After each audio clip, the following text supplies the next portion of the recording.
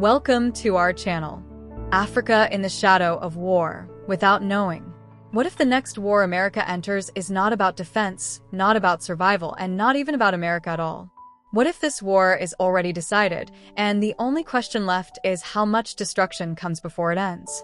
And here's the part Africa must hear clearly. This war will not be fought on African soil, but Africa will feel it deeply. Because what is forming right now in the Middle East is not an invasion, not a limited strike. It is something far more dangerous, a war of annihilation with global consequences. Well, first of all, I don't think we can invade. We don't have the ground forces to do it. We can't even move those forces rapidly to the theater for the purpose. This is a war of ruthless destruction that we are prepared to wage on behalf of Israel against Iran. I think that's very clear.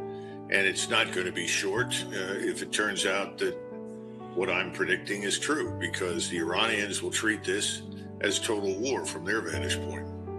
Before we go further, this channel exists to warn Africa early, not after the damage is done. If you want truth before headlines, hit like and subscribe now, because what's coming next explains everything. Why this matters now, especially when it comes to Africa. This matters because there is no clear enemy, no clear justification, and no clear exit. No nuclear threat, no imminent attack, no declaration of war.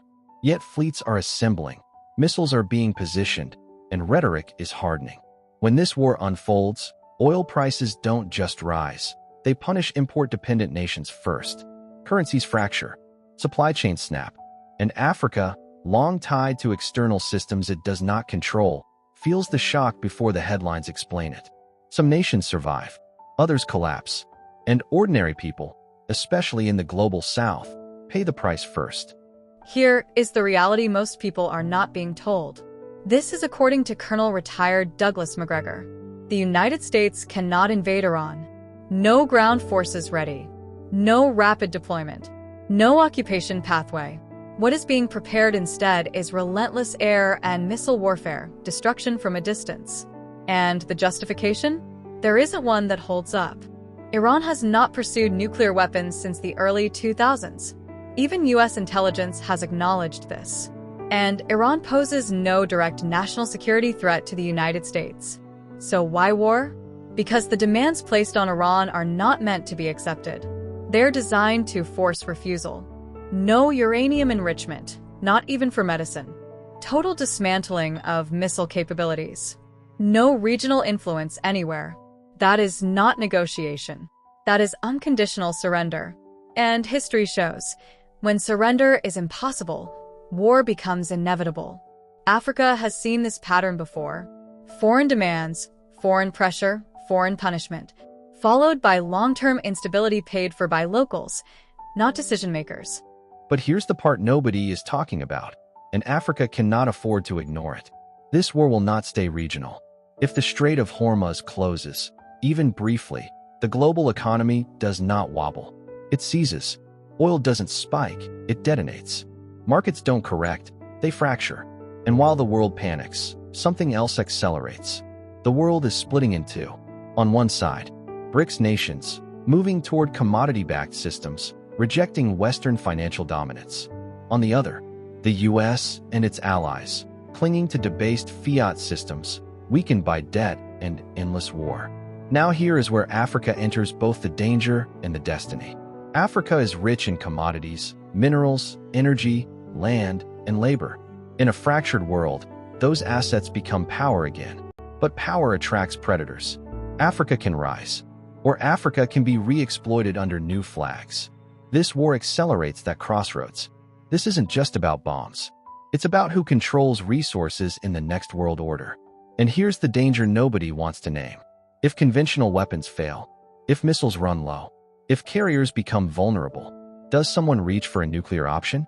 If that line is crossed, Africa will not be spared. Not by fallout, not by economic collapse, not by forced alignment. The dollar is at an all-time position of weakness. Certainly, it has not been this weak since 2022. Bottom line is, I think what happens financially and economically will be disastrous. They want to survive. They don't have any real military power. The nation state that we all need to watch carefully is Turkey. The Turks have made it very clear that while they may have differences with Iran, and they have over many centuries, that's not a secret, they do not support the destruction of Iran. And we need to get back to this basic proposition. Consequences Africa must read early. The American public may barely notice unless casualties return fast. But Africa will notice immediately. Higher fuel prices, weaker currencies, food shortages, debt pressure, foreign aid tied to new conditions.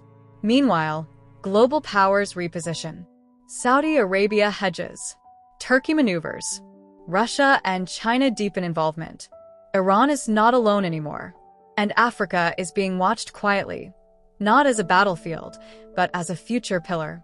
Those who control Africa's alignment in the next decade control trade routes, currencies, and survival. What are we doing against Iran? If we're not going to invade it, and I see no evidence that we will do that, then what is our goal? Previously, it was to decapitate and cause regime change. Is that still a goal? I suspect it probably is. But I think the larger goal is to destroy the country. We've already bankrupted the country. We've destroyed the value of the currency. Now we're going to go in and essentially level the place. What does that mean? That means they've got a water problem. It's going to get a lot worse. A food shortage, massive destruction of infrastructure, not just hopefully of the arsenals of including long-range strike weapons and so forth, but effectively everything and anything that could have any military or political utility inside the country. That's where we're headed. Do we have enough missiles, rockets, munitions on hand to do that? I don't know. This is not about freedom. This is not about defense. This is not even about victory. This is about power without accountability, war without consent, and consequences without limits. For Africa, the question is not whether this war affects us. It already does. The real question is this: will Africa repeat history, or finally read it early and rise? What's the lesson for Africa and humanity? History teaches us a hard truth. Wars decided elsewhere still reshape lives everywhere. Economic weapons destroy nations without firing bullets. Silence is not neutrality, it is exposure. Resources without sovereignty invite exploitation. Africa's rise will not be gifted. It must be guarded. And when the world breaks, those prepared shape what comes next. If this opened your eyes even a little, don't scroll away. Hit the like button, it tells the algorithm Africa needs to hear this. Subscribe because what's coming next will not be explained on the news.